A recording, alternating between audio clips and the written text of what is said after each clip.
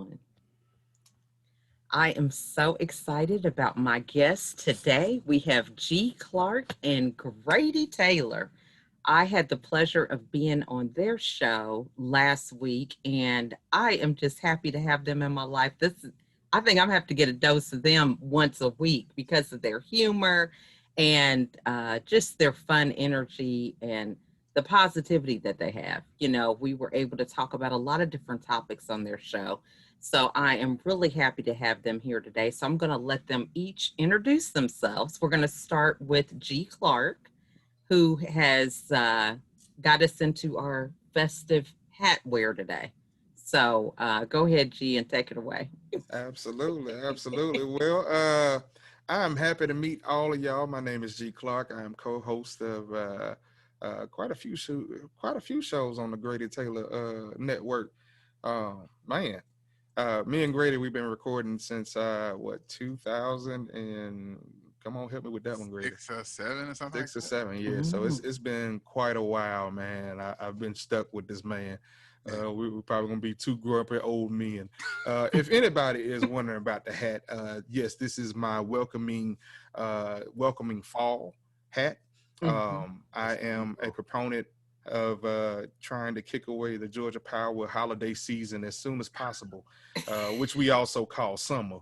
So yeah, summer can go, and let's stop these bonuses that they're getting with the electric companies. So this is my welcome fall hat.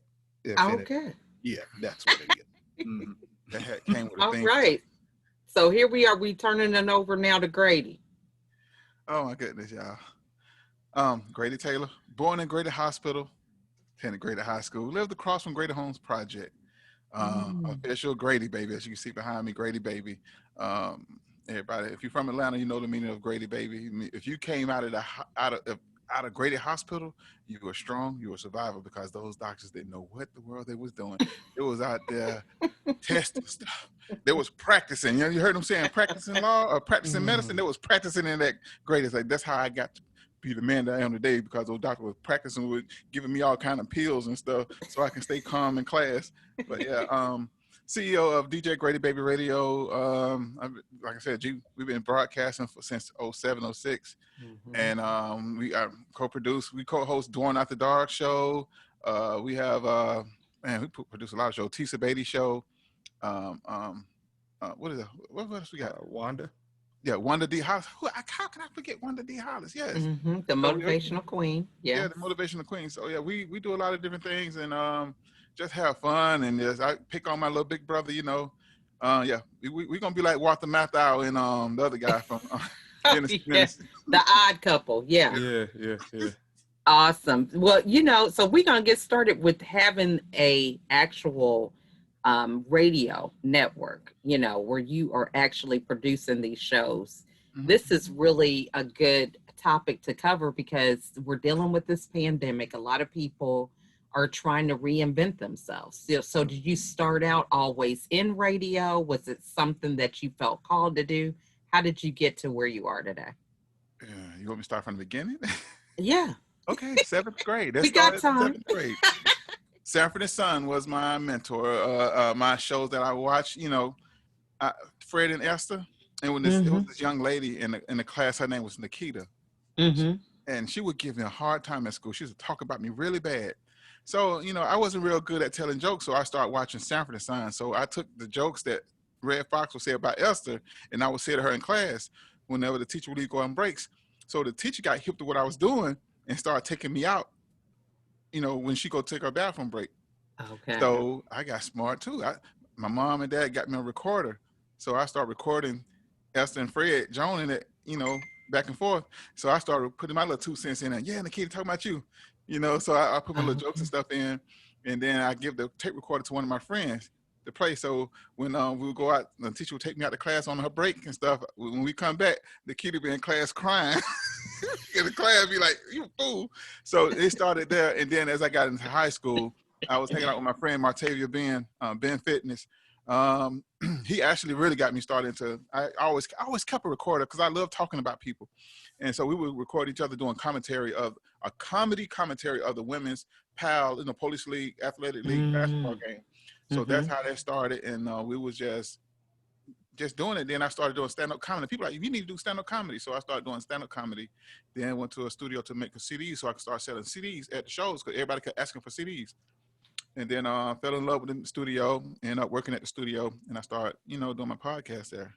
That is so awesome. I love how you were just following that thread, because many times, we get discouraged. So when you knew that that was really something you were passionate about, how did you guard that? Because you have family members that's not their gift and they're like, oh, why are you doing that? You need to follow this path. How did you keep yourself on the path where you are today? Surrounding myself with good people like G. Clark. Mm-hmm. I left out some part too when I started off doing the show. I started the studio. My first co-host was a minister, and I kind of let him he took over the show because I couldn't really. How you gonna out talk the pastor? So actually I was on RTKZ radio with Spec from the Deck because I met him at a networking thing, and he helped me start on his show. And then eventually I got to figure out how can I do my show, and I can be myself, and also I want to have control over because I was paying the guy $150 every time I load the show. It was $150 every week. Wow. And I was like, man, I can't keep paying that. So I got with G. Clark. I met G. Now this is crazy. I met G. Clark. We worked at the big building downtown. They're not paying us to say their name. Right. First met G. Clark. I didn't even like the brother. You know what I mean? Didn't like him, but he never said a word to me. I come into the office and stuff. He just be minding his business. Everybody, what's up, Grady? He don't say nothing. What's up with this brother here? Don't he know you a celebrity, right? Yeah, he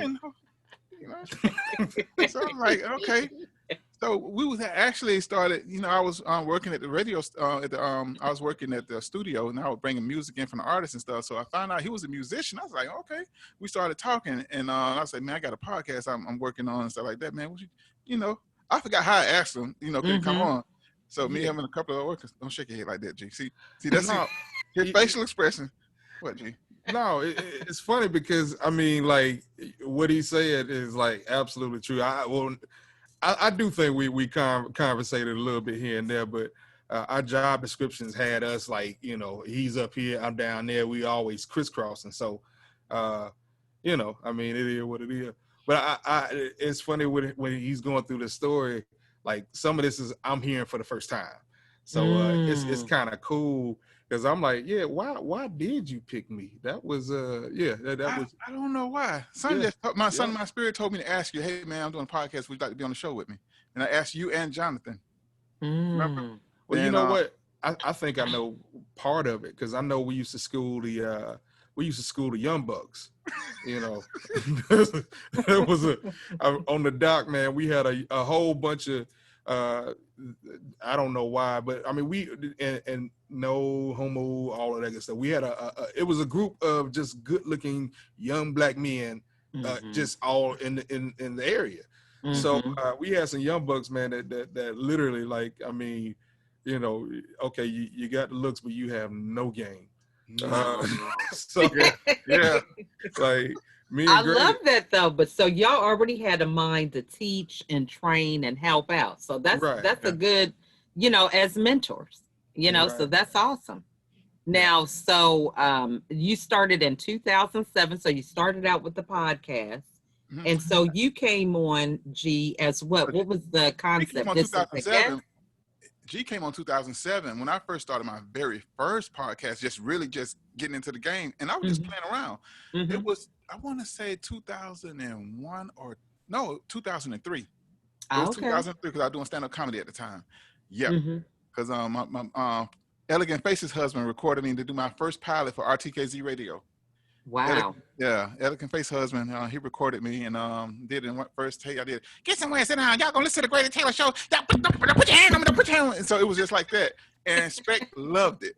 And he started making me a personality on his show. Then I think G. Clark went on Spec's show and he was a guest on the show. And then we just started rolling from there because we started off with my sister, Elegant Faces, and Jonathan. And then once I got married and moved away, me and G stayed in contact. So we started broadcasting. We actually started a podcast over the cell phone. Remember? We would be in the same room and all of us would be on phones. That's awesome. That is good. So just a way to keep following with that dream. Now, So Mhm, one of the mhm. things you highlighted is you had the situation with this with these kids making fun of you or whatever in school. So we got people who are that way. They're self-conscious about themselves, Yes. afraid to get on video, afraid to get on the radio. What advice would you give them? I'm gonna let both of y'all answer this because people are reinventing themselves. So Yeah. then they have fear about that. So how do you advise them to kind of get over that fear? It's two different ways, and it's coming from two different sides of the tracks I'm going to give you. Okay. The first one I'm going to give you is um, turn that pain into laughter. All great comedians, they have been picked on as a kid. So instead of retaliating physically, retaliate mentally, and Mm, be strategic with your words. Words hits harder than anything. So mhm, the other side is don't let what people say about you affect you. You mhm, know, so just if they say anything about you, and if it could be true, let it run off your back. As mhm. long just ign- it's hard to say ignore it, Right. but use that as fuel for motivation to um to motivate yourself to do something that you want to do. Okay, I'm gonna show you. I'm gonna show you. I'm gonna show you. Mhm, And like mhm, I'm gonna use my example, my thing for example. And I never shared this with Garen. Um, Prior to moving to Texas, the reason why we moved to Texas was I was doing voiceovers as a personality for another radio station in mhm, Augusta, Georgia. Augusta. Yep. mhm, And so I was like, the only way we could get stationed there was my wife's in the military to get stationed from Fort Stewart, Georgia to Fort Gordon, Georgia. We had to go do 2 years at AIT school in San Angelo, Texas, in order mhm, to for my wife to get promoted to E8. And then we get mhm, there because they already had the contracts and stuff laid out, but they want us in mhm. studio every day. So we had a meeting with the studio people and everything. So they said they was going to hold off on the project until we moved back to Georgia. So fast forward, me, Garen, and Shamika, because I think we picked up Shamika. Shamika on the show, and shout out Shamika Moore, she's another super mom too. She's a great mom, Mhm. um, funny sister. So when we got back to Georgia, I found out they had started the show without me, Mm. and that hurt it so bad. I kind of got depressed, but like that, I didn't share that with nobody. So I said, Mhm. well, you know what, I'm gonna keep going because G would call me, Grady, when we gonna do the show? Because I had stopped doing the show for a minute. Remember G? Mhm. Mhm. I Right. had got sad, so I stopped. And that's why I say you got to keep good people around you. And Mhm. G was he'll call me and we'll start talking. He's like, man, this is material for the No, show. we should So be we start, recording. huh? Just keep You're like, man, recording. we should be recording. Yeah. Mhm. So we started recording. I like, man, I don't have no material and stuff. So we just started talking the stuff that we talked about. We started doing it. Then I got motivated to start the radio station. Mhm. We end up being streamed in 250 countries, had 34 million listeners. And Wow. on the server, the company that I was with, they kept dropping the servers. Cause they kept shutting down the server to do maintenance and stuff. I said, well, you guys got to give me some notice because we're losing listeners. So I had to. It was just it was just one thing after another with that. But we can ready to start up. And also, can I break the news, G Clark? Oh, Oh, hey. No time like the present. You don't know? well, let's. Well, I still got my answer, but I'm gonna go. Go ahead. Well, Go ahead. Go ahead. ladies and gentlemen, like when you get, just keep working towards your dreams. But we can ready to start a TV network Praise God. along with the Yes. radio station. We are getting our own. Yeah. You Hopefully go. we're gonna sign that. We're gonna ink the deal. Maybe the second week of October. Awesome. But yeah, so we're gonna have our own TV network and with the radio station because I switched back to the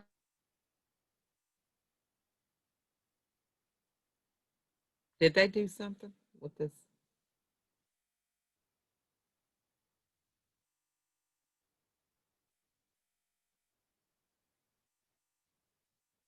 T, are you on the internet? What happened?